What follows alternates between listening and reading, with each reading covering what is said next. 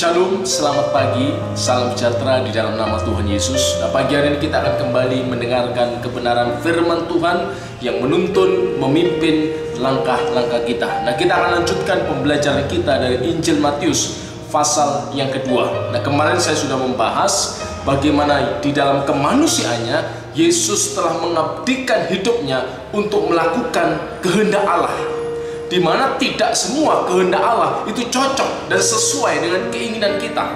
Kalau kehendak Allah, firman Allah itu semua cocok dengan kehendak kita, itu gampang, itu mudah. Mungkin kita akan bersenandung, kita bernyanyi yang gembira, oh betapa senang hati ini menjadi anak Tuhan. Tetapi karena kehendak Allah itu tidak selalu cocok, ya kan? Tidak selalu sesuai dengan kemauan hati kita. Itulah kerap kali ada banyak orang percaya memutuskan untuk meninggalkan Kristus. Mereka memutuskan untuk keluar dari kasih karunia Allah. Mereka mengundurkan diri seperti murid-murid Yesus yang dikisahkan dalam Injil Yohanes. Di sana dikisahkan ketika Yesus mengajar mereka tentang asas-asas kerajaan Allah, tentang tujuan kedatangannya, dan itu semua tidak menyenangkan secara kedagingan manusia. Dan dikisahkan dalam Injil Yohanes pasal yang ke-6, sejak saat itu ada banyak murid-murid Yesus yang mengundurkan diri. Bukan orang yang tidak mengenal Allah, bukan orang luar, tetapi dikatakan murid-murid Yesus. Mereka yang mulanya sudah mengambil keputusan untuk belajar, untuk berguru, untuk mengiring Kristus. Tetapi karena mereka mendengar pengajaran Yesus, kehendak Allah yang dinyatakan di dalam firman-Nya, itu tidak cocok, tidak lagi sesuai, seolah-olah tidak lagi mendatangkan keuntungan dan manfaat bagi mereka. Mereka kemudian memutuskan untuk mengundurkan diri. Dan ini banyak terjadi di dalam kehidupan kita sebagai orang percaya.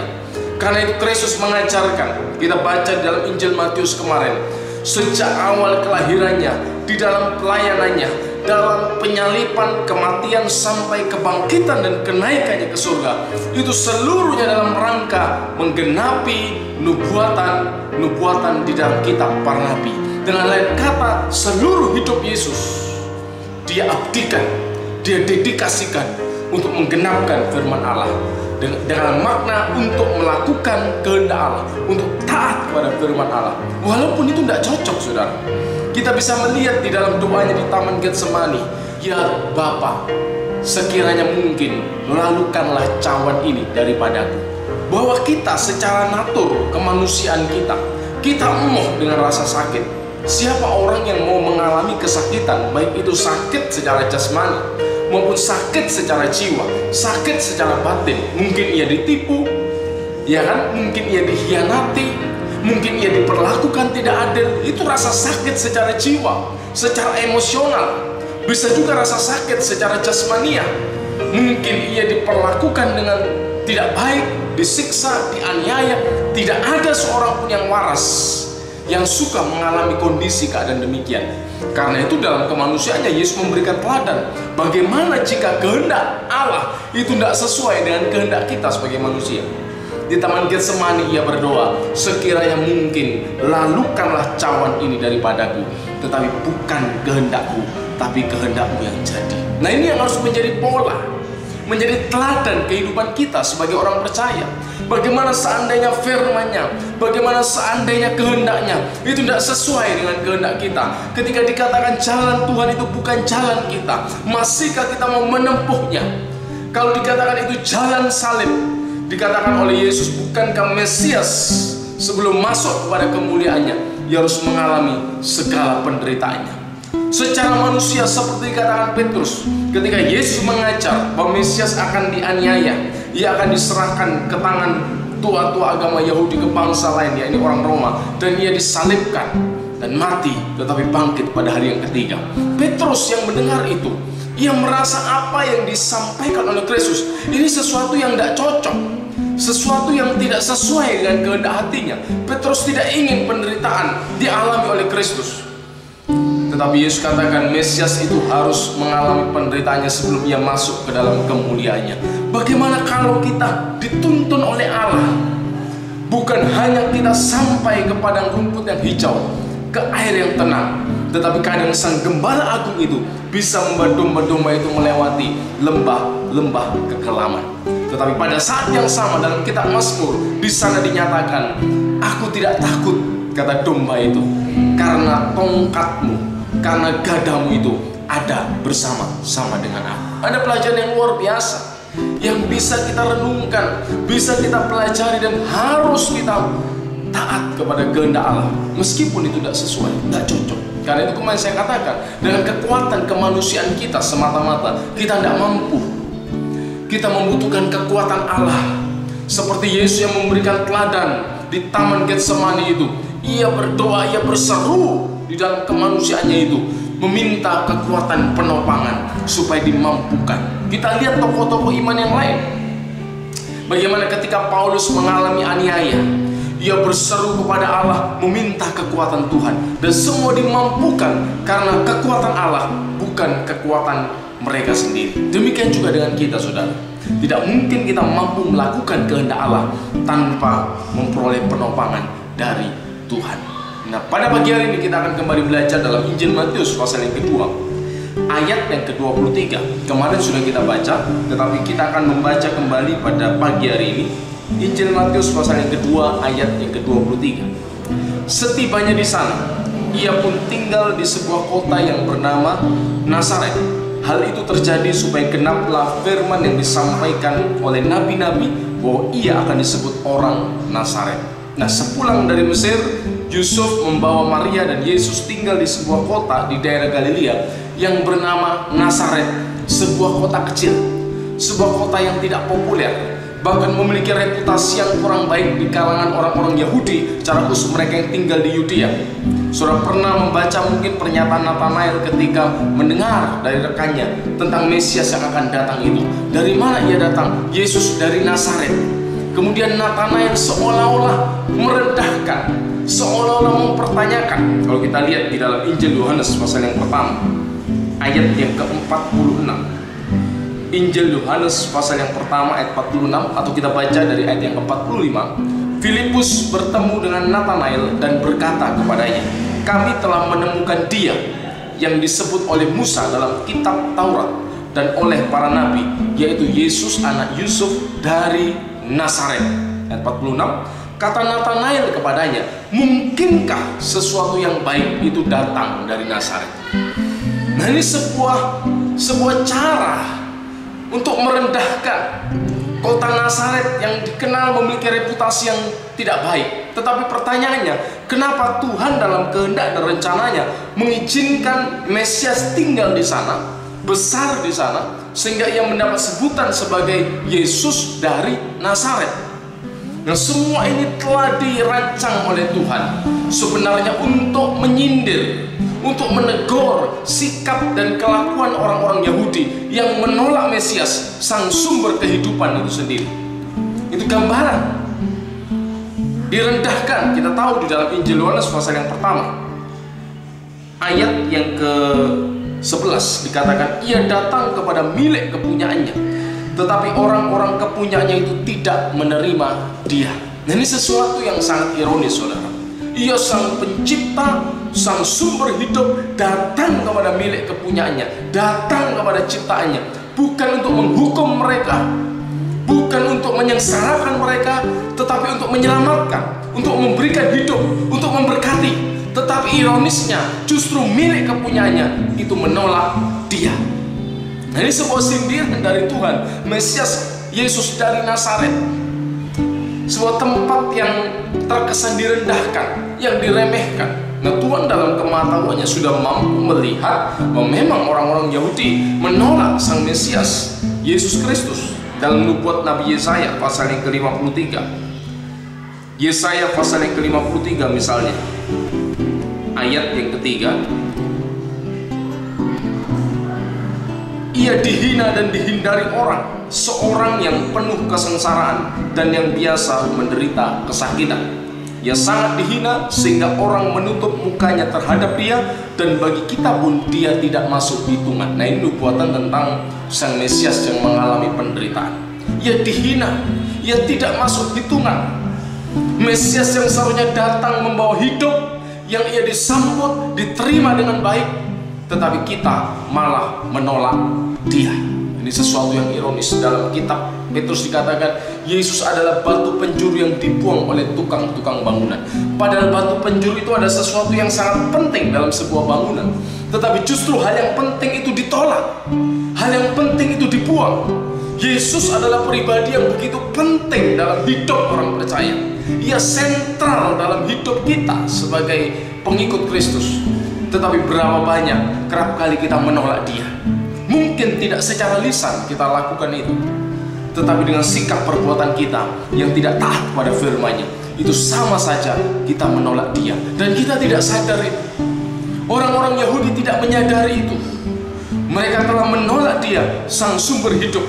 Mereka telah menolak dia, sang sumber berkat itu. Dalam kitab Yesaya dikatakan, teguran Tuhan kepada bangsa Israel, kamu telah menolak aku, sumber air yang hidup ini, dan kamu menggali bagi dirimu sendiri kolam yang bocor, yang mereka kira bisa memberikan kehidupan, tetapi sebenarnya kolam itu bocor. Tidak lama air yang seolah-olah memuaskan, seolah-olah bisa mendatangkan keuntungan, itu habis lenyap.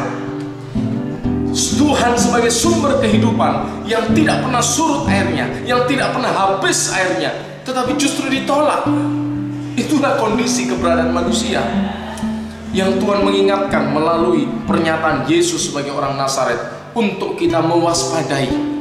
Jangan sampai kita seperti orang Yahudi yang menolak Kristus. Karena itu bagaimana? Mari kita setiap hari datang kepada Allah, meminta agar mata hati dan pikiran kita dicelikkan oleh Tuhan melalui kuasa Roh Kudus, agar kita mampu melihat kemuliaan Kristus, agar kita tidak silau dengan segala sesuatu yang ditawarkan oleh dunia ini, sehingga bagi kita Yesus lebih menarik, sehingga bagi kita Yesus lebih mulia, sehingga bagi kita Yesus yang terbesar ketimbang dunia ini. Sesuatu yang tidak mudah di zaman ini, saudara. Dunia berlomba-lomba menunjukkan, memamerkan kemolekannya, memamerkan daya tariknya. Dan tidak banyak, tidak sedikit orang percaya yang terkecoh. Tidak sedikit orang percaya yang memilih. Dan mereka tidak lagi melihat kemuliaan Kristus yang dikatakan di dalam surat Korintus, mata mereka telah ditutupi, dibutakan oleh ilah zaman ini. Karena itu mari kita setiap hari kita datang di hadapan Allah. Ya Tuhan, celikkan senantiasa mata hatiku, pikiranku Tuhan, agar aku mampu memandang kemuliaan-Mu, agar Engkau selalu yang terindah, Engkau selalu yang termulia ya Tuhan, sehingga apapun di dalam dunia ini menjadi tidak berarti dibandingkan Engkau ya Tuhan. Bukan berarti kita tidak butuh uang, saudara. Kitab suci tidak pernah mengajar demikian. Kitab suci tidak pernah anti dengan kekayaan. Kekayaan, uang, itu semua menjadi bagian dari berkat Tuhan dalam hidup kita. Tetapi yang menjadi salah dan dosa dalam pandangan Allah, ketika kemudian kita mengorbankan kehendak Tuhan untuk memperoleh hal-hal yang seperti itu menjadi sebuah hal yang tidak berkenan di hadapan Allah. Nah, karena itu jangan sampai kita ini menjadi gambaran orang-orang yang ditolak, orang-orang yang kelihatannya diterima oleh dunia, tetapi sebenarnya ditolak oleh Allah. Tetapi sebaliknya, keberadaan Sang Mesias itu keberadaan ditolak oleh dunia, tetapi ia diperkenan dalam pandangan Allah. Dunia menolak, padahal itulah sumber hidup. Yesus berkata, aku datang untuk memberi hidup dalam segala kelimpahannya. Tetapi sebaliknya, pencuri, yaitu setan, si ular tua itu, datang hanya untuk mencuri, membunuh, dan membinasakan. Tetapi berapa banyak kita lebih welcome terhadap tipu daya, terhadap tawaran dari si ular tua itu. Tetapi kita menutup pintu hati kita rapat-rapat terhadap kebenaran Allah, terhadap kehendak Allah, seperti yang dilakukan oleh orang Yahudi. Betapa tragis hidup kita, saudara, kalau kita melakukan hal-hal yang demikian. Biasa. Karena itu jangan sampai sindiran yang dinyatakan oleh Allah di dalam Injil Matius pasal 2:23, ia akan disebut orang Nazaret, orang yang ditolak, orang yang dihina. Sebenarnya ia datang untuk membawa berkat, sebenarnya ia datang untuk mengaruniakan hidup, tetapi engkau menolaknya, engkau membuangnya, engkau menepisnya. Jangan sampai kita menjadi bagian kelompok orang-orang seperti ini. Tetapi mari kita mau berkata, ya Tuhan, welcome, selamat datang dalam hidupku Tuhan. Seperti dikatakan dalam kitab Wahyu, aku berdiri di buka pintu dan mengetok. Siapa yang membukakan pintu, aku akan masuk dan duduk makan bersama dengan dia. Menggambarkan keintiman, kemesraan, dan di mana Tuhan kita hadirkan di dalam kehidupan kita. Di sana ada blessing, tidak usah kita minta, otomatis Tuhan hadir. Di mana Tuhan ada, di situ segala sifat-sifat kebaikannya itu menyertai dia. Karena itu sebenarnya tidak perlu minta berkat kepada Allah kalau kita sudah menghadirkan Tuhan dalam hidup ini. Karena itu secara otomatis berkat Allah, perlindungan, damai sejahtera, sukacita itu menyertai kehadiran Allah. Karena itu yang menjadi persoalan utama, apakah kita menerima dia atau kita menolak dia. Dan seperti orang Yahudi menganggapnya orang Nazaret, yang sebenarnya itu juga sindiran dalam Matius, Yesaya pasal 53. Tadi kalau kita baca di dalam Yesaya pasal 53, di sana dikatakan ayat yang kedua, sebagai taruk ia tumbuh di hadapan Tuhan, dan sebagai tunas dari tanah kering.